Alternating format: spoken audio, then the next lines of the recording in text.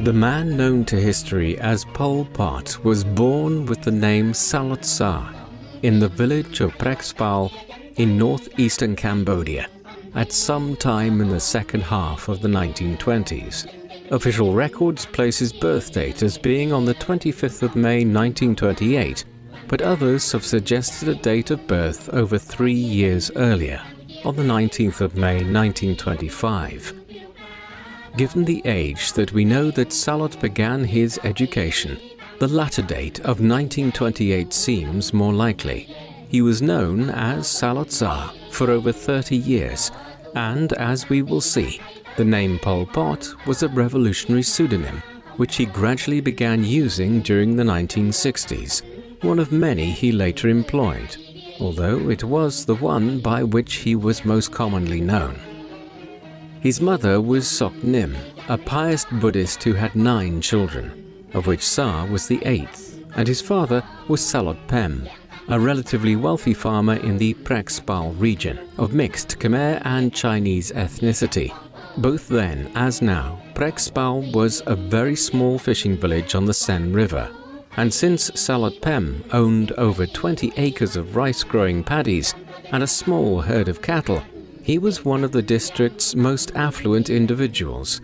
As such, the man who would one day become known as Pol Pot grew up in an affluent upper-middle-class family, an important point to remember when evaluating his later ideologies.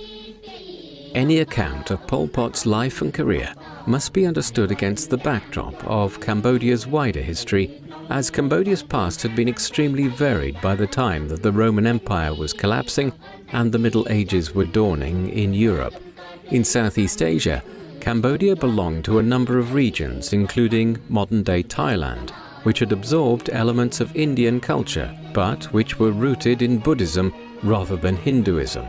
In the 9th century, a strong imperial state began to emerge in Cambodia, the Khmer Empire, so named for the Khmer-speaking people of the region. It rose in the centuries that followed to become the most powerful state in Southeast Asia. Its capital of Angkor Wat may eventually have been home to nearly 1 million people in the 12th and 13th centuries, but thereafter the Khmer Empire declined, and by the 16th and 17th centuries, Cambodia had become a backwater between Siam and Vietnam. It is not surprising that the kingdom was easily absorbed by the French into their growing colony of French Indochina in 1867, although the relatively peaceful transition to colonial rule ensured that the monarchy was kept in place as a puppet government by the French. Thus, the Cambodia which Pol Pot was born into and grew up in was a French protectorate, though one in which some benefits had accrued from European dominance, owing to slightly improved standards of living and more secure food supplies. For instance, the Cambodian population more than quadrupled in the 80 or so years after the commencement of French rule, from just under 1 million people to well over 4 million by the middle of the 20th century. Pol Pot's family enjoyed extensive connections with the Cambodian government, including the royal family, and it was through these that the young Sa was able to obtain a position as a novice monk at the Buddhist monastery of Wat Bottomwade in the capital Phnom Penh in 1934. Here he learned Buddhist teachings and literature, but perhaps the more significant impact of his time here was his exposure to a system of rigid discipline. Thereafter, he was sent to a Roman Catholic primary school in 1935. This was a colonial establishment where Pol Pot was educated alongside the children of the French colonial community. He was not very academically gifted or inclined, preferring sport instead of his studies, and it was not until 1941 that he graduated from the primary school, 2 years behind schedule. Nevertheless, his privilege and family ties continued to benefit him, and despite his poor performance hitherto as a student, he was admitted in 1942 to a prestigious new boarding school, which was patronized by the Cambodian monarchy. He would remain there until 1947, again indulging his passion for football and basketball over his studies. Cambodia's politics was shifting dramatically.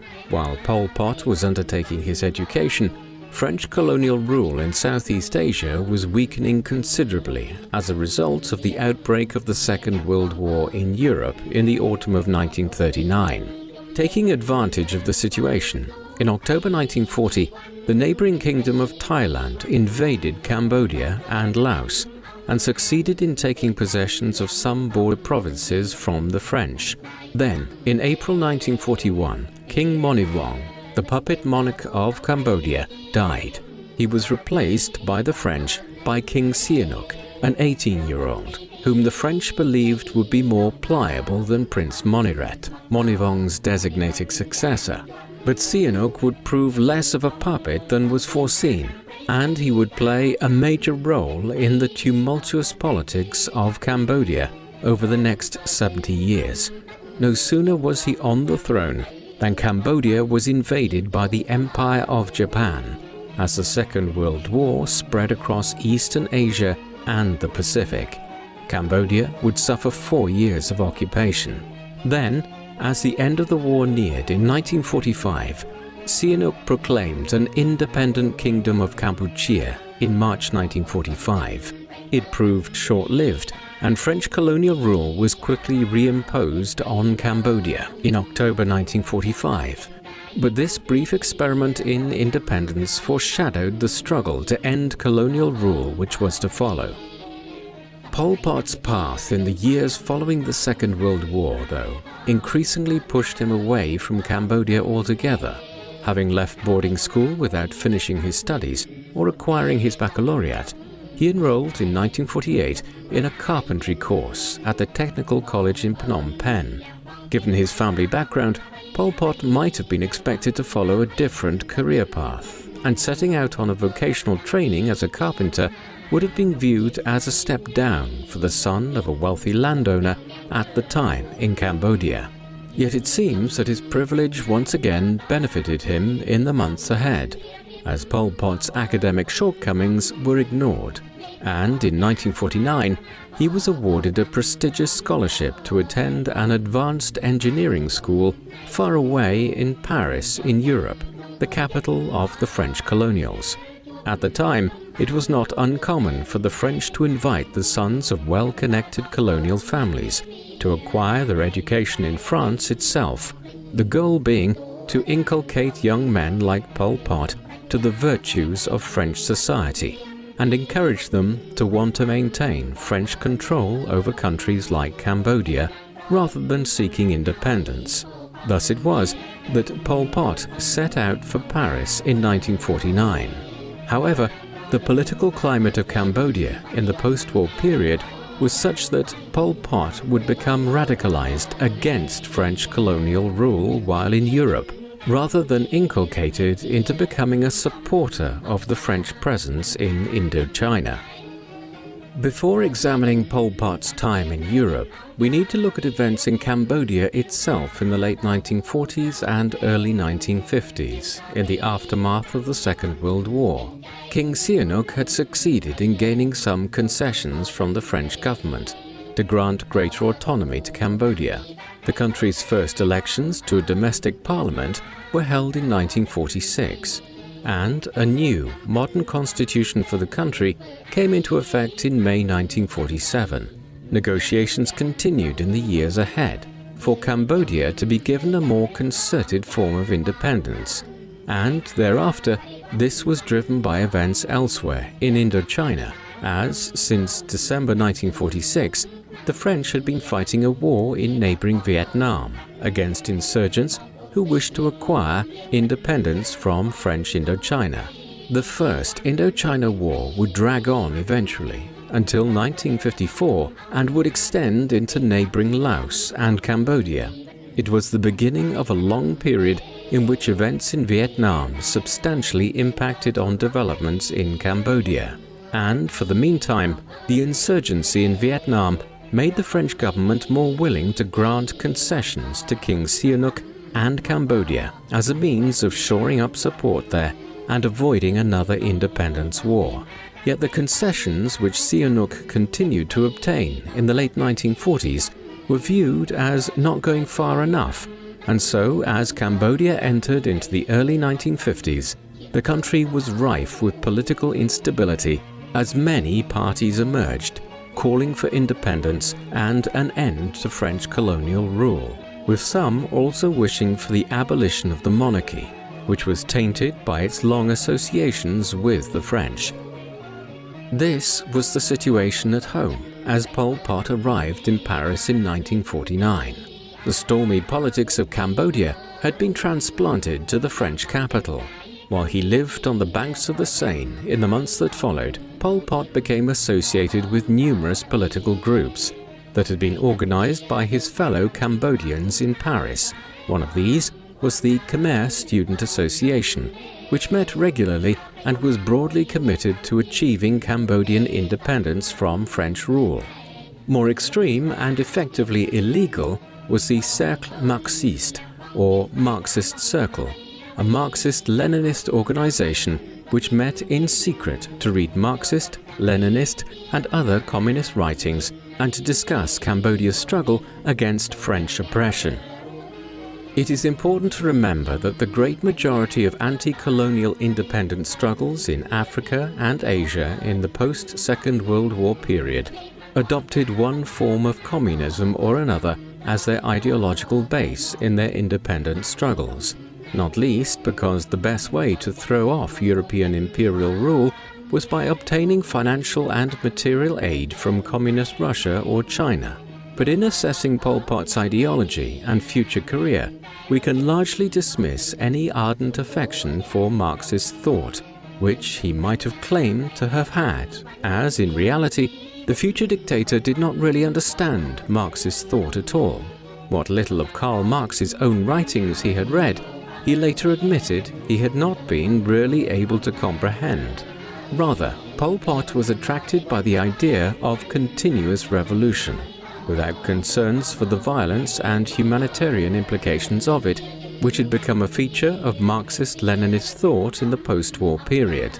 This unswerving commitment to acquiring independence and carrying out a revolution at all costs became the central focus of his political leanings later on, not any ideological commitment to communism. Pol Pot spent 3 years in Paris, becoming more and more embroiled in politics there. His departure from the French capital would eventually come about owing to developments back in his homeland. In January 1953, as the political situation in Cambodia lurched from crisis to crisis, King Sihanouk disbanded the National Assembly and began ruling by decree. Domestic political turmoil increased rapidly thereafter, such that by the spring of 1953, Cambodia was virtually in a state of civil war. Already in late 1952, the Cercle Marxiste in Paris had determined to send one of their members back to Cambodia to assess the situation on the ground in order to determine which of the competing entities they should be supporting. And so it was that Pol Pot found himself returning to Southeast Asia in December 1952, after 3 years in France. As a result, he was back in Cambodia to witness King Sihanouk's call for independence from France in the summer of 1953, a request which was granted by the French government in November, when it realized that it lacked the support or the military capacity to maintain its control over Cambodia. Independence had been achieved, but it remained to be seen exactly what kind of state would emerge in the new Cambodia. The next 15 years in Cambodia were a period of almost continual turmoil, which eventually, in 1968, would result in the outbreak of a civil war, which was the result of the unrest which continued to dominate Southeast Asia in the 1950s and 1960s. Although the Geneva Conference of 1954 succeeded in ending the First Indochina War between the French and pro-independence Vietnamese, conflict in Southeast Asia was in no way brought to an end. Henceforth, the northern parts of Vietnam became the independent country of North Vietnam, which was pro-communist, while the south of the country also gained independence as the pro-Western Republic of Vietnam. However, No sooner had the dust settled on the Geneva Conference than North Vietnam began efforts to unite the country under communist rule. Thus, in 1955, the Second Indochina War, or what is more commonly known as the Vietnam War, erupted. It would last for 20 years, with the South backed primarily by the United States of America, as French influence in Southeast Asia waned, and the North backed by Soviet Russia and Communist China. Throughout its entire duration, Cambodia was caught up in the conflict, primarily because the North Vietnamese troops, known as the Viet Cong, used Cambodia as a staging base for attacks into South Vietnam, with Vietnamese camps established in the jungles of northern and eastern Cambodia. But as we will see, Cambodia was also increasingly tied up with the North Vietnamese, because radical Marxist-Leninist revolutionaries within Cambodia, such as Pol Pot, sought North Vietnamese aid to foment their own rebellion in Cambodia. Pol Pot's path would soon collide with the North Vietnamese, but for now, in the post-independence period in Cambodia during the 1950s, he became involved in efforts to effect change through political participation. The first post-independence elections in the country were held in 1955. It was widely believed that the anti-monarchy Democratic Party would win these, and Pol Pot and his fellow Marxist-Leninist Cambodians now attempted to infiltrate the Democratic Party as a means of exercising influence from within the government, which it was assumed would soon come to power. However, the king had other ideas. With the elections imminent, Sihanouk quickly abdicated in favor of his father Norodom, and then Sihanouk established his own political party called Sangkum Ria Neum, meaning the community of the common people, and in the election, through widespread voter intimidation and fraud, Sangkum won over 80% of the vote, effectively establishing a one-party dictatorship, with Sihanouk serving as Prime Minister. As a consequence of the manner in which independence quickly gave way to conservative dictatorship headed by the former king, Pol Pot spent the next few years in a kind of political wilderness. He continued to be active within Marxist-Leninist circles in Cambodia, but these had largely been driven underground by Sihanouk's seizure of power, and for the time being, a concerted armed struggle by either the Communists or the Democratic Party seemed elusive. Meanwhile, Pol Pot acquired a job teaching history, geography and literature at a private school in Phnom Penh, and in 1956 he married Q Ponery. Political oppression continued throughout these years, with senior members of the Democratic Party being subjected to public humiliation and physical attacks during a supposedly official debate in August 1957. However, by the end of the decade, resistance to Sihanouk's dictatorship was greatly diminished, and then things started to change. In 1959, members of the Marxist-Leninist Cambodian movement established the Kampuchean Labour Party, the forerunner of what would later become the infamous Khmer Rouge. In late September, 21 senior members of the party, including Pol Pot, met in a room of a railway station in Phnom Penh, where they agreed to rename the party as the Workers' Party of Kampuchea, and party positions were allocated. Tu Samot was made General Secretary, while his ally Nuon Chea was appointed as his deputy, but Pol Pot was elected to the bureau and was effectively third in command of the new revolutionary party. He would not have to wait long before he ascended to a position of leadership when Tu Samot was killed by the Cambodian government. Less than 2 years later, Pol Pot would be elected as his successor, and as the second in command, Nuon Chea decided to step back from the revolutionary struggle, but Samot's death was also part of a wider crackdown on the socialist movement in Cambodia. And even before Pol Pot had officially been appointed as the new head of the Workers' Party, he was forced to flee with his wife to a Viet Cong encampment near the border between Cambodia and South Vietnam. It was the beginning of the drift towards civil war, and the horrors that followed in its aftermath in Cambodia. Pol Pot spent the next half a decade largely living in encampments in the jungles of Cambodia and Vietnam. His personality as a dictator was formed during these years. He was a somewhat enigmatic character, one who displayed a large level of self-control and was reserved and introspective. Nevertheless, despite his taciturn character and the deplorable nature of his later crimes, many are agreed that he could be charming when a situation necessitated him to be so, while his varied upbringing and middle years had seen him develop an ability to interact with people from many walks of life. Yet behind the apparently amiable facade lay an individual with a great thirst for power, a propensity for savage violence, and a personality that was increasingly paranoid. None of this was alleviated in any fashion by his personal circumstances. His wife suffered from deteriorating mental health in the 1960s, which would descend into chronic schizophrenia in the 1970s.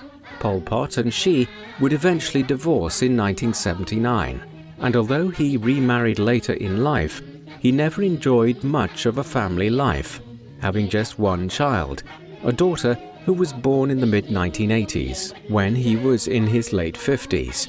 Equally, he suffered from very poor health throughout his adult life, with insomnia and intestinal ailments, conditions which would have done nothing beneficial to stabilize an already erratic personality.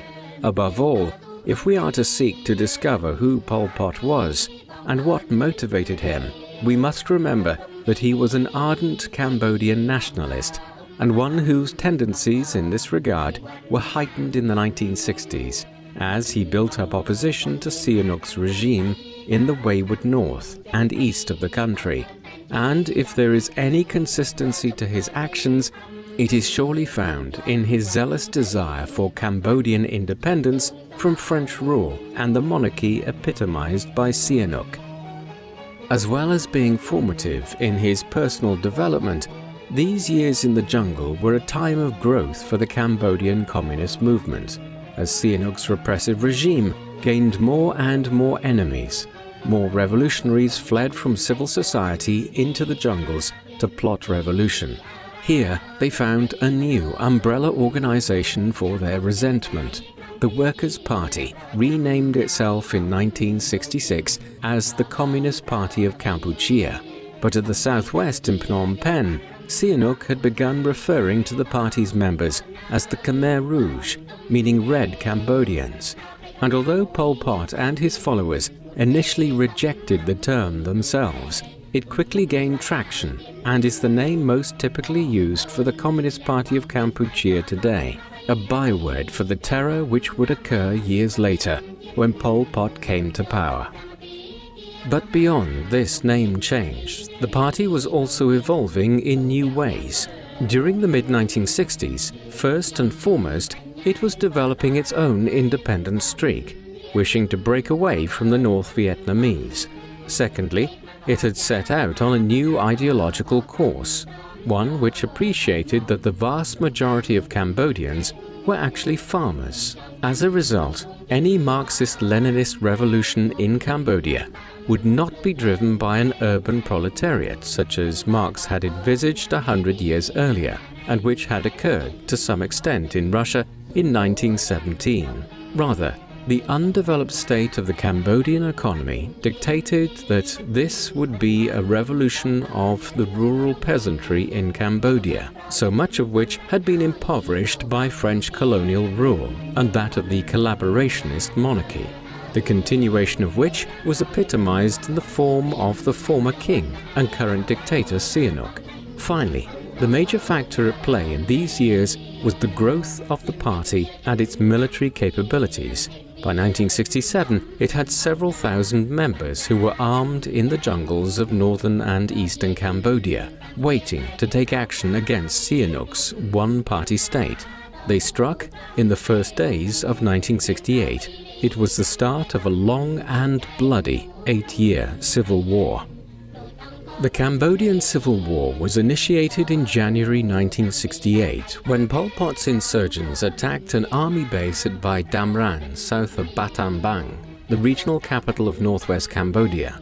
Sihanouk's initial reaction to this limited insurrection backfired. He ordered a violent crackdown, with widespread bombing of the north and east of the country, indiscriminate attacks which were designed to hit at communist encampments, but which largely succeeded in alienating hundreds of thousands of rural Cambodians whose livelihoods were damaged by the scorched earth tactics favored by the government in Phnom Penh. Consequently, support for the revolt, of which Pol Pot was increasingly the undisputed leader, swelled in the late 1960s. He was now also increasingly referring to himself as Pol Pot rather than Sa, and it is from this time that the Cambodian communist leader became primarily known by his pseudonym. In 1970, the Civil War took a dramatic turn, owing to Cambodia's ongoing role in the Vietnam War to the east. In the spring of 1969, the President of the United States, Richard Nixon, ordered a series of bombing raids into Cambodia to try to interrupt the Viet Cong supply lines into South Vietnam and hit at Viet Cong camps and bases in the jungles of northeast Cambodia. This was followed in March 1970 by the overthrow of Sihanouk's government in Phnom Penh by a pro-American coup d'etat. The Khmer Republic was now established with Prime Minister Lon Nol as its head. Sihanouk fled the country, but it was certainly not the end of his role in Cambodian politics.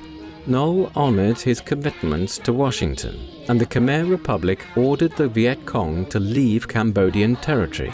But it was unable to effect this, and in the months that followed, the Viet Cong, with Pol Pot and his Khmer Rouge as their allies, effectively established control over as much as 1/3 of Cambodia, constituting the bulk of the north and east of the country.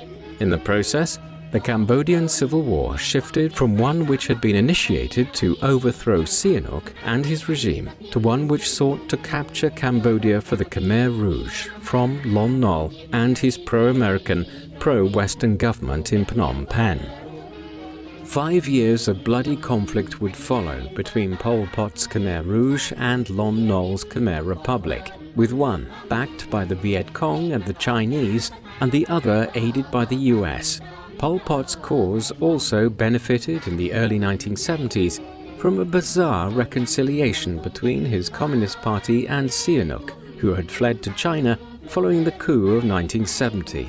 This brought the disparate rebel groups within Cambodia, who were opposed to Nol's government in Phnom Penh, into alliance with each other. Then, as the war intensified in the early 1970s, many thousands of pro-monarchy rebels joined the ranks of the Khmer Rouge in the jungles of northern and eastern Cambodia, few of them having any real affinity with communist thought, but willing to support Pol Pot's struggle if they felt it aided the Cambodian monarchy. The ranks of the rebels soared to nearly 50,000 armed Cambodians by 1972.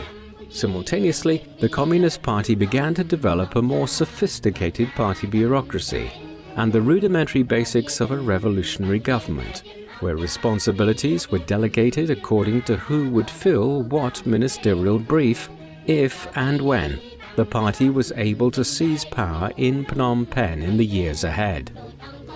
As with so much of Cambodia's history since the end of the Second World War, the Civil War's outcome was broadly determined by events in wider Southeast Asia.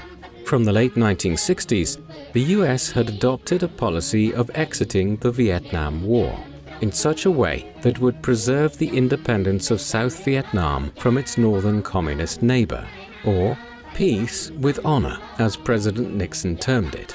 As the US began its long withdrawal from Vietnam in the early 1970s, its support for Lon Nol's regime in Phnom Penh diminished, in particular the bombing raids on the Viet Cong.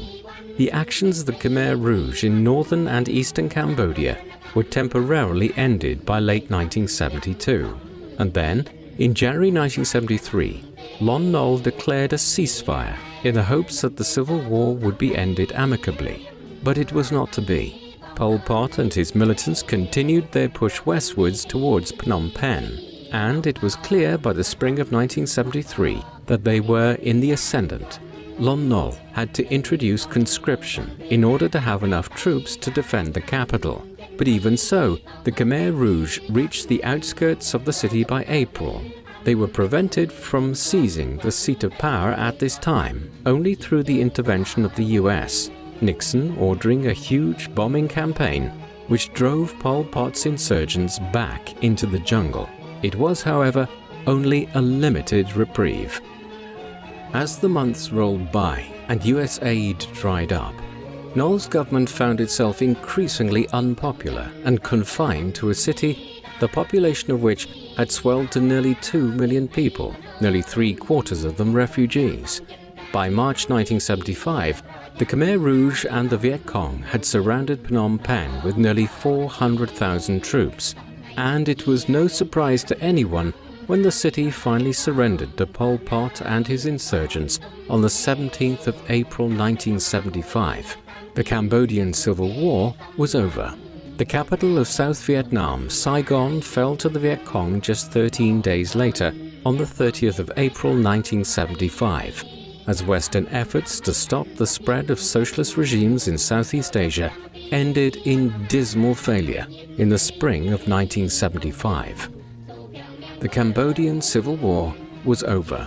Approximately 250,000 Cambodians had been killed in nearly 8 years of conflict, but few knew what the future now held in store for the country. Despite being the main rebel organization during the Civil War, the Khmer Rouge was something of an unknown quantity. In international circles, Pol Pot and his party were viewed as something of an ancillary to the Viet Cong presence in Cambodia. Few, though, knew what they would do once in power, nor could they have predicted the scale of the brutality which would now be unleashed throughout the country.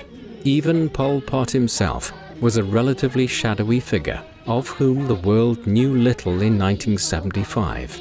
But that would all change in the years that followed. Having seized power, the Khmer Rouge unleashed a savage assault on Cambodian society itself, the horrors of which have been eclipsed by few regimes in human history. At the heart of the nightmare which unfolded in the months and years after the end of the Civil War was the ideological platform, the Communist Workers' Party of Kampuchea, with Pol Pot as its leader. It had grown and developed in the 10 years or so since they first began building up their strength in the jungles of northeast Cambodia in the mid-1960s. The party was wedded to the idea of building an agrarian revolution, one in which rural peasants would form the basis of their communist state. As we saw earlier, Pol Pot had little understanding of communist thought himself, and this ideology that the Khmer Rouge developed had little to do with the writings of Karl Marx. Indeed, they were directly antithetical. Marx had envisaged a revolution driven by the urban proletariat of oppressed factory workers. Conversely, Pol Pot and the Khmer Rouge viewed urban workers as dangerous subversives and wanted to encourage Cambodians to return to the countryside from the cities in order to create an almost exclusively agrarian society. This utopian dream of theirs would soon become a nightmare for the Cambodian people. As soon as Phnom Penh had been seized in April 1975, Pol Pot quickly made his way to the city. He entered the capital on the 20th of April, and by May had established his government at the Silver Pagoda, an opulent 19th century royal palace which had once been home to the monarchy. It was not at once clear that Pol Pot and the Communist Party would be the primary power in the new Cambodia, not least because a number of regional military leaders commanded their own power bases throughout the country. There was even an effort made to unseat Pol Pot in the autumn of 1976, but ultimately the party prevailed and solidified its power. Then, the name of the country was officially changed to Democratic Kampuchea in January 1976, and it was governed by a standing committee of the Khmer Rouge's leading figures, who were named as brothers. Pol Pot was brother number 1 and served as Prime Minister. For a time, the former king, Sihanouk, was even brought into the government in an effort to prevent him becoming a focus of opposition to the new regime. But he resigned from his position in the spring of 1976 and was subsequently kept under house arrest by the regime, which is how the Khmer Rouge kept their control of the country in the first 12 months after the end of the civil war. The policies pursued by Pol Pot and the Khmer regime in the second half of the 1970s have become infamous. As we have seen, the regime constructed itself around the idea of creating an agrarian revolution with a kind of rural proletariat. Pot and his allies were inspired by the Great Leap Forward which Chairman Mao had attempted in China 20 years earlier, whereby he had attempted to drastically increase China's food production and industrial output in just a few short years. The Great Leap Forward failed spectacularly and is now understood to have resulted in the deaths of as many as 50 million Chinese people in the space of 5 or 6 years. But, undeterred by this appalling record, Pol Pot and the Khmer Rouge now sought to use similar methods to exponentially increase Cambodia's agricultural and manufacturing capacities.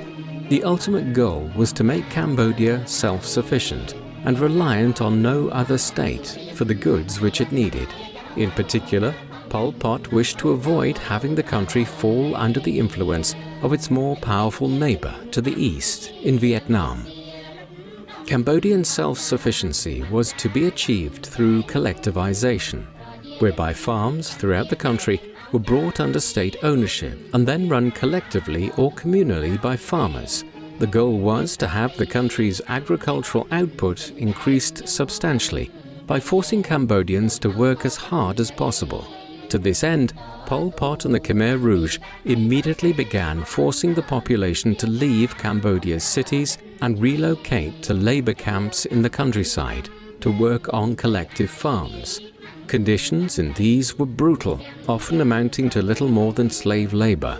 Workers were beaten and tortured if they did not work sufficiently hard enough. They were fed poorly, often so that camp overseers could report on high production yields, and malnutrition was soon rife, giving way eventually to death through starvation. As conditions in Kampuchea's work camps deteriorated during the course of 1976 and 1977, disease became rife in them also, exacerbating the level of mortality. Workers who refused to work hard enough or resisted directives were executed. The barbaric conditions of the labor camps in the countryside were not the sole theatre in Pot's Cambodia where mass murder was occurring. The Khmer Rouge established itself as a highly autocratic, xenophobic, classist and totalitarian regime. People from the middle and upper class were murdered in large numbers simply for having the most tenuous links to the ruling elites of past years, or being seen as bourgeois subversives. All this despite Pol Pot's own upper-middle-class family background.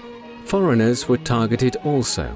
For instance, 250,000 Cambodians of Chinese ethnicity were killed between 1975 and 1979, with perhaps as many as 100,000 Muslims also murdered. The state also established itself as an atheistic regime, and Buddhism was savagely repressed. Anyone who was seen to resist the government became the victim of arrest and execution, and over 150 torture and execution centers were established throughout the country, the most notorious being S21, a converted secondary school through which as many as 20,000 prisoners passed between 1976 and 1979. As the months went by, paranoia came to dominate every aspect of Cambodian society. Children were indoctrinated into the regime's atrocities and forced to engage in killings. In other instances, the children of political dissenters or ethnic minorities who were killed were also murdered. The rationale of Pol Pot and the regime being that they wanted to avoid these children growing up and seeking to avenge their parents. All of this took place in the killing fields, sites throughout Cambodia where mass executions were carried out in the years following Pol Pot's ascent to power. At these sites, individuals were sometimes killed using sharpened bamboo, scythes and pickaxes to save bullets. Some victims were forced to dig their own graves before being executed. Often poor farmers and peasants were forced to carry out these executions in order to avoid punishment themselves by the regime. Such was the barbarity of the Khmer Rouge and the unmitigated terror and destruction of life which it unleashed, that by the end of the 1970s, somewhere between 1.7 and 2.2 million of Cambodia's population of approximately 8 million people had been killed. The Cambodian genocide overseen by Pol Pot and orchestrated by the Khmer Rouge was one of the most heinous and vicious genocides ever undertaken. It is hard to look beyond the genocide to try to find any coherent policies which might have been implemented by Pol Pot's regime, and it is perhaps unsurprising to find that these were, in any event, dictated by the ideological brutality and totalitarianism of the Khmer Rouge as well. For instance, the party's approach to education was mired in a highly repressive and paranoid approach to learning and the role of teachers in society. Upon the fall of Phnom Penh in 1975, several thousand educators were executed across the city. A new curriculum was devised, which sought to teach little more than basic mathematics and literacy, and thereafter was focused on instilling the regime's political ideology into the minds of students. Consequently, some children were fashioned into enthusiastic contributors to the state's atrocities. The health system also effectively collapsed under Pol Pot's reign of terror, with many physicians executed on class grounds. On the economic front, currency was abolished and a barter system was introduced, along with the state-run distribution of goods. As a result, Cambodians were soon trading their few personal possessions in order to acquire basic goods. Foreign trade almost completely dried up, but most strikingly, the goal of drastically improving agricultural output was a catastrophic failure. The reverse, famine, was endemic as the months and years passed by. On the foreign policy front, Pol Pot's approach mirrored his desire to make Cambodia self-sufficient. Isolationism was favored.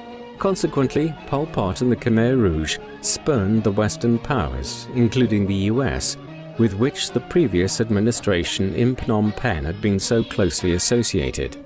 Those states which Pol Pot established good relations with were usually headed by fellow autocrats, such as Nicolae Ceausescu of Romania. The Soviet Union was rejected as a source of support, despite being the ostensible head of the communist bloc, in favor of aligning Kampuchea with China. Chairman Mao committed over $1 billion of Beijing's money in aid to help rebuild and develop Cambodia in the aftermath of the Civil War, and many civil and military advisors were sent to Southeast Asia to provide advice on how to develop the Cambodian economy. Although the relationship cooled considerably from 1976 onwards with the death of Mao that year and the Cambodian regime's increasingly hostile approach to ethnic Chinese Cambodians. But the most consequential relationship of the Khmer regime was with its neighbor to the east, with whom its recent history had been so entangled. Following the end of the Civil War, relations between Cambodia and a united Vietnam quickly deteriorated, and in the summer of 1976, negotiations to resolve some border disputes between the two countries failed. Thereafter, relations thawed considerably. Little could Cambodians have known at that time, but the communist regime in Vietnam would soon provide a kind of salvation for the people of Pol Pot's Cambodia. Relations between Cambodia and Vietnam were in terminal decline by 1978. The previous December, the Vietnamese had sent tens of thousands of troops over the border to contested regions and broke off relations with Phnom Penh, although it soon withdrew in the first weeks of 1978. Pol Pot responded by ordering raids along the border region. War was not officially entered into at this point, but the unrest was the spark to see resistance to Pol Pot and the Khmer Rouge begin to emerge within Cambodia. Such was the anarchy and brutality that prevailed throughout the country that several regional military commanders were now moving through the country to distance themselves from the regime. In a desperate bid to bolster his support, Pol Pot courted Sihanouk, who was still under house arrest, to throw his support behind the regime, a sign of his increasing desperation. And then, in December 1978, the inevitable war broke out. The Vietnamese-Cambodian War began on Christmas Day 1978, when the Vietnamese launched a full-scale invasion of Cambodia. Over 150,000 Vietnamese troops, many of them hardened veterans from the long Vietnam War, and led by seasoned military commanders, streamed over the border. The invaders quickly overran the country. Northeast Cambodia had been captured by the end of 1978, and then on New Year's Day, the main Vietnamese forces began their approach to Phnom Penh. As the Cambodian army's resistance melted away in the opening days of 1979, Pol Pot and the Khmer Rouge regime began evacuating the capital. Many senior members fled to Thailand, while Pot himself headed for the city of Battambang, the regional capital of the northwest. Phnom Penh fell on the 7th of January 1979 to the Vietnamese, who now established a new People's Republic of Kampuchea, headed by Cambodian exiles who had fled to Vietnam in recent times to avoid the purges of Pol Pot and the Khmer Rouge. The war seemed to have been won in a matter of days, and Pol Pot and his regime utterly defeated. But then foreign powers yet again intervened in Cambodia's affairs. Following the initial flush of victories, the Vietnamese and their Cambodian allies were stopped in their advances when China invaded northern Vietnam in mid-February 1979.